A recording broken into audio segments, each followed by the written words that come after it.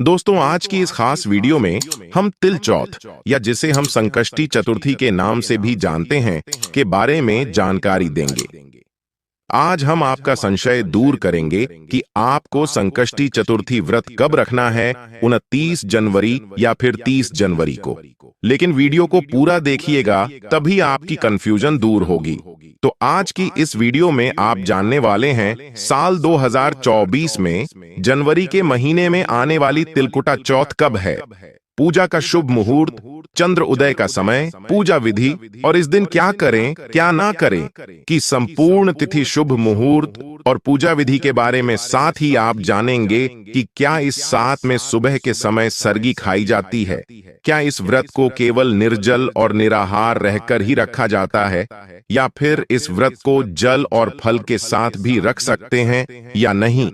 इस व्रत में यदि पीरियड आ जाए तो महिलाओं को क्या ये व्रत रखना चाहिए, अगर पीरियड हो जाते हैं तो पूजा कैसे करनी चाहिए, अगर आप पूजा ना कर पाए तो फिर पूजा किससे करवानी चाहिए।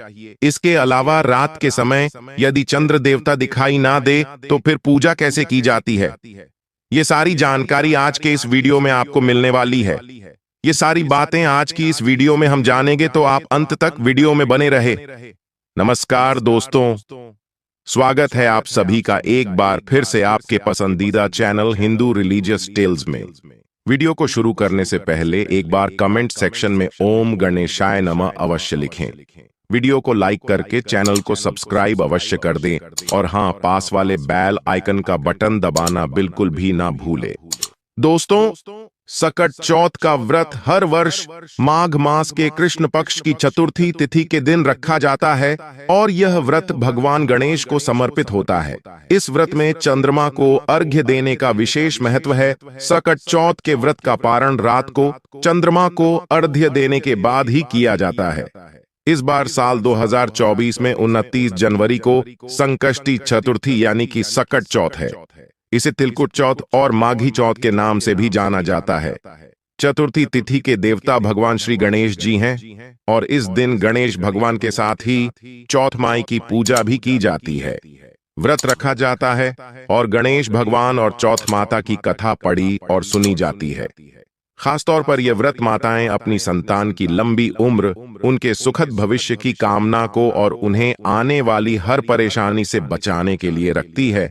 लेकिन इस व्रत को कोई भी रख सकता है जो लोग संतान प्राप्ति की इच्छा रखते हो या जिनके जीवन में बहुत सारी समस्याएं हैं। ऐसे सभी भक्त भी भगवान गणेश के साथ संकटा माता की पूजा आज के दिन कर सकते हैं। तो आइए अब जान लेते हैं तिलकुटा चौथ की तिथि के बारे में।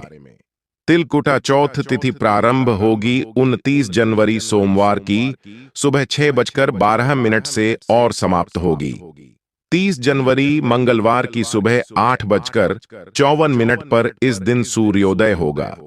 सुबह 7:12 पर सूर्यास्त होगा। शाम 6:07 पर ब्रह्म मुहूर्त का समय रहेगा। सुबह 5:35 से 6:30 तक अभिजीत मुहूर्त रहेगा।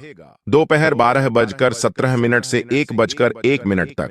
आज के दिन दोपहर के समय में भी गणेश भगवान की पूजा की जाती है, तो अभिजीत मुहूर्त बहुत ही उत्तम मुहूर्त रहता है। भगवान गणेश जी की पूजा करने के लिए अमृत काल का समय सुबह 11:44 से 1:32 तक रहेगा। आप इस समय में भी पूजा कर सकते हैं और चंद्रोदय का समय रहेगा रात 9:18 पर। रात को चंद्र देवता को आप इस समय के बाद से कभी भी अर्घ दे सकते हैं, अपना उपवास खोल सकते हैं। राहु काल चुके अशुभ मुहूर्त माना जाता है। सुबह 7:30 से 9 बजे तक रहेगा। इस समय यदि आप कोई नया काम शुरू करना चाहते हो तो उसका त्याग करें। राहु काल का समय बीतने के बाद ही आपको कोई काम शुरू करना चाहिए, नहीं तो राहु काल का समय प्रारंभ होने से पहले भी आप कर सकते हैं।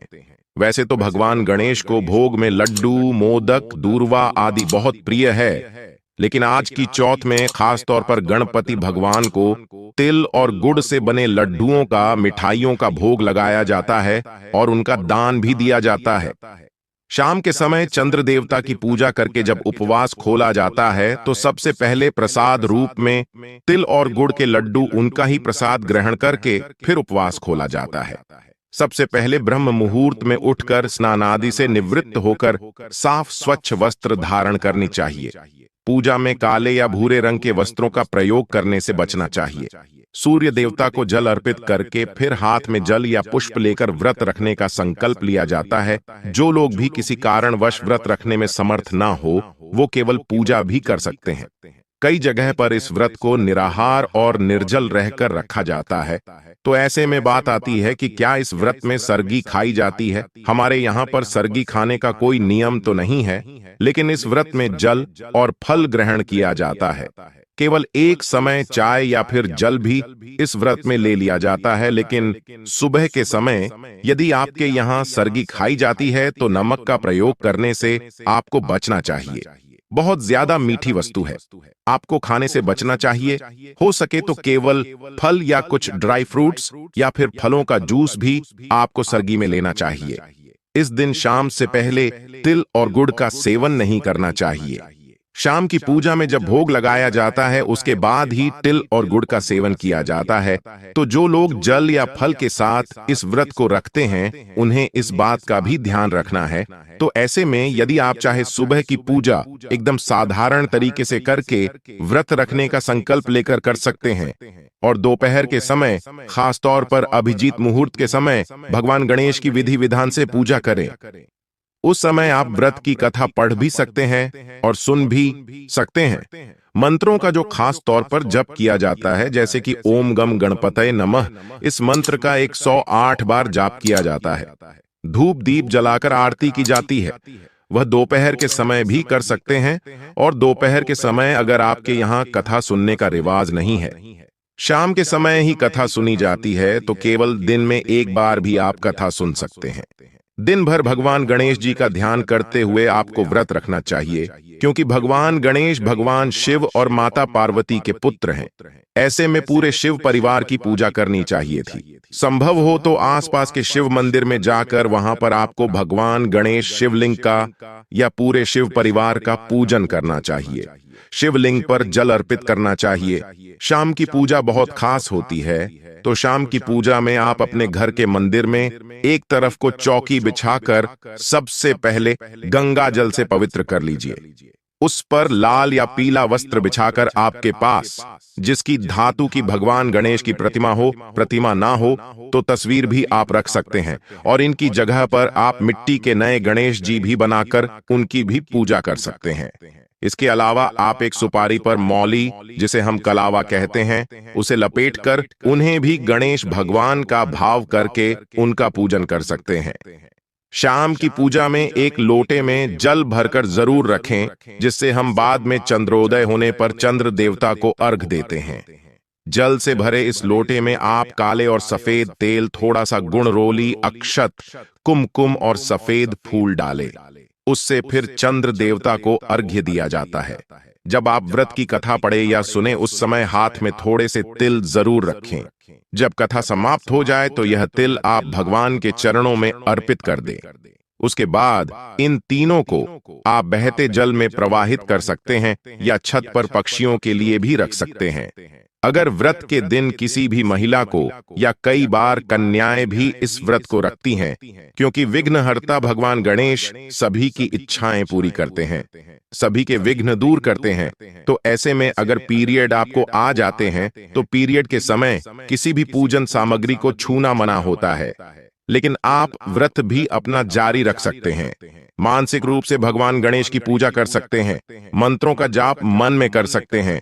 मोबाइल के जरिए ही आप कथा पढ़ या सुन सकते हैं। अगर आपके परिवार में कोई भी सदस्य ऐसा हो जो आपके हिस्से की पूजा कर सकता हो तो उनसे पूजा आप जरूर करवाइए। भी घर में कोई छोटा बच्चा है, उनके हाथों से आप पूजा करवाएं, उन्हीं के हाथों से धूप दीप जलाएं, भगवान को भोग लगाएं, भगवान की आरती उतरवाएं। इस तरह से भी आपका व्रत पूर्ण हो जाता है। अगर पहली बार इस व्रत को प्रारंभ करना चाहते हैं तो बिल्कुल आप इस व्रत को पहली बार भी प्रारंभ कर सकते हैं, लेकिन पहली बार यदि आप कोई भी व्रत रखती है उस समय आप शुद्ध अवस्था में होनी चाहिए। कभी भी अशुद्ध अवस्था यानी कि पीरियड की अवस्था में हमें कोई भी व्रत पहली बार प्रारंभ नहीं किया जाता है। क्या गर्भवती महिला इस व्रत को रख सकती है? तो बिल्कुल रख सकती है। लेकिन उससे पहले आपको अपने स्वास्थ्य का भी ध्यान रखना होगा। अगर आपके डॉक्टर ने आपको व्रत रखने से मना किया है, तो अब व्रत ना रखकर केवल भगवान की सच्चे मन से पूजा करके व्रत की कथा भी पढ़िए सुन सकती हैं। इसके अलावा आप भरपूर मात्रा में जल, फल या दूध का सेवन करके भी इस व्रत को रख सकते हैं, क्योंकि इस दिन संकटा माता और चौथ माता की पूजा की जाती है, तथा माता का ध्यान आप मन में करें तथा संकटा माता की कथा जरूर पढ़े सुने। भगवान गणेश की कथा के साथ ही यदि संकटा माता की कथा आपने नहीं पढ़ी सुनी है तो व्रत का पुण्य फल भी प्राप्त नहीं होता है। इस दिन संकटा माता के नाम से आप सुहाग की सामग्री, जो भी आवश्यक सामग्री हो, जिसमें से आप कुछ भी दे सकते हो, मां को अर्पित करें, मां को भोग लगाएं। वही भोग जो आपने गणपति भगवान को अर्पित किया है, और संकटा माता से अपने परिवार के सभी सदस्यों की रक्षा करने के लिए, अपने बच्चों के लिए या गर्भवती महिलाएं अपने होने वाले बच्चे के सुखद भविष्य के लिए, अच्छे स्वास्थ्य के लिए प्रार्थना कर सकती हैं। चंद्रोदय से पहले आप गणेश भगवान की पूजा करके उन्हें भोग लगा सकते हैं, आरती कर सकते हैं, और उसके बाद चंद्रोदय का समय हो जाए। यदि आपके घर के आसपास चंद्रमा दिखाई देते हो, आसमान साफ हो, तो आप चंद्र देवता की पूजा, चंद्र देवता को अर्घ्य दे सकते हैं। और कई बार मौसम साफ ना हो, आसमान में चंद्र देवता ना दिखाई दे, तो आप इस दिन भगवान शंकर के मस्तक पर विराजमान चंद्र देवता की पूजा करके उन्हें देखते हुए उन्हें भी अर्घ दे सकते हैं। इसके लिए आप अपने घर की जो भी छत है, जो भी बालकनी है, जहां से भी आपको खुला आसमान थोड़ा भी दिखाई देता है, वहां पर उस तस्वीर को या उस मूर्ति को लेकर जाए। फिर जल के लोटे से चंद्र देवता को अर्घ्य दिया जाता है। अर्घ देते समय ओम श्रीं श्री एन चंद्रमसे नमः इस मंत्र का 3 बार जप करके अपनी ही जगह पर खड़े होकर 3 बार परिक्रमा की जाती है। चंद्र देवता की कृपा से दांपत्य जीवन सुखी होता है। यदि किसी का मन अशांत रहता हो, मानसिक तनाव बना रहता हो, तो वह सभी समस्याएं भी चंद्र देवता की कृपा से दूर हो जाती है। अगर किसी की कुंडली में चंद्र दोष हो तो वह भी दूर हो जाता है।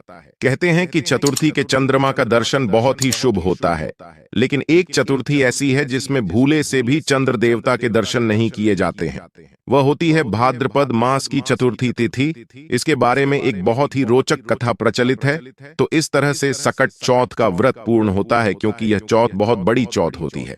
इस दिन यदि आप छोटी से छोटी वस्तु का दान करते हैं, उसका भी कई गुना पुण्य प्राप्त होता है। तो अपनी सामर्थ्य के अनुसार आप तिलकुट का दान तो कर ही करें। यदि आपकी कोई मन्नत है तो उसे पूरा करने के लिए आप भगवान गणेश से प्रार्थना करें, या फिर उसके बाद आप संकल्प लें कि आप अगली चौथ आने पर भगवान गणेश को जो भी अपनी सामर्थ्य के अनुसार है वह अर्पित करेंगी। इसके अलावा जैसा भी आपका मन, उसके अनुसार आप संकल्प ले सकते हैं और भगवान गणेश की पूजा कर सकते हैं। जब भी आप कोई मन्नत ले तो एक चुनरी में आप गांठ लगाकर मन्नत पूरी होने के लिए भगवान से प्रार्थना करनी चाहिए। उस चुनरी सहित आपको मंदिर में भगवान गणेश जी को अर्पित कर देनी चाहिए। मंदिर आसपास कहीं हो, अपने घर के मंदिर में भी अब गांठ बांधकर चुनरी रख सकते हैं, और जब मन्नत पूरी हो जाए तो उस गांठ को खोल जरूर देना चाहिए। भगवान को विधि विधान से भोग लगाकर पूजन करके फिर आपकी जो भी मन्नत है उसके अनुसार आपने जो मांगा है उसे पूरा जरूर करना चाहिए। संकल्प अधूरा छोड़ने पर भगवान गणेश क्रोधित भी हो जाते हैं, इस बात का ध्यान रखना चाहिए। अब बात आती है कि कुछ जगह पर इस दिन अपनी सासू माँ या अपने घर के जो भी बड़े बुजुर्ग हैं उन्हें बायना दिया जाता है। अगर आपके यहाँ यह रिवाज है तो आप अपनी सामर्थ्य, अपने बजट के अनुसार सुहाग की सामग्री, भोजन, अन्न, वस्त्र, दक्षिणा अपने घर के बुजुर्गों को जरूर दें। इस दिन जो लोग भी व्रत रखते हैं उन्हें अपने घर के सभी बड़ों का पैर छूकर आशीर्वाद लेना चाहिए, क्योंकि यह बच्चों के लिए व्रत रखा जाता है। तो जहां तक हो सके आपको आज के दिन जो कथा पढ़नी या सुननी है वह बच्चों को पास बिठाकर उन्हें भी सुनानी चाहिए। उनसे भी गणेश भगवान का पूजन करके उनके हाथों से गणेश भगवान को तिलकुट का भोग लगाना चाहिए। कई जगह पर तिलकुट का बकरा बनाकर उसकी बलि परिवार के ही किसी बालक से दिलवाई जाती है, फिर उसे प्रसाद रूप में सभी लोगों में बांटकर खुद भी ग्रहण किया जाता है। अगर आपके यहाँ ऐसा रिवाज है तो आप ही ऐसा कर सकते हैं। आज के दिन व्रत खोलते समय सबसे पहले प्रसाद खाकर व्रत खोला जाता है। कुछ जगह पर केवल मीठा भोजन किया जाता है। जरूरी नहीं कि आप केवल मीठा भोजन ही करेगी। आपके यहाँ ऐसा नियम नहीं है तो आप सेंधा नमक से बना हुआ शुद्ध सात्विक भोजन पहले भगवान को भोग लगाएं और खुद भी उसे ग्रहण करके व्रत खोल सकते हैं। तो यह थी आज की जानकारी तिलकुट चौक से संबंधित। जानकारी पसंद आए तो वीडियो को लाइक कर दीजिए, हिंदू रिलीजियस टेल्स चैनल को सब्सक्राइब कीजिए और बेल आइकन का बटन जरूर दबाएं। मिलते हैं अपने अगले वीडियो में। अपना ख्याल रखना दोस्तों। जय श्री राम, हर हर महादेव।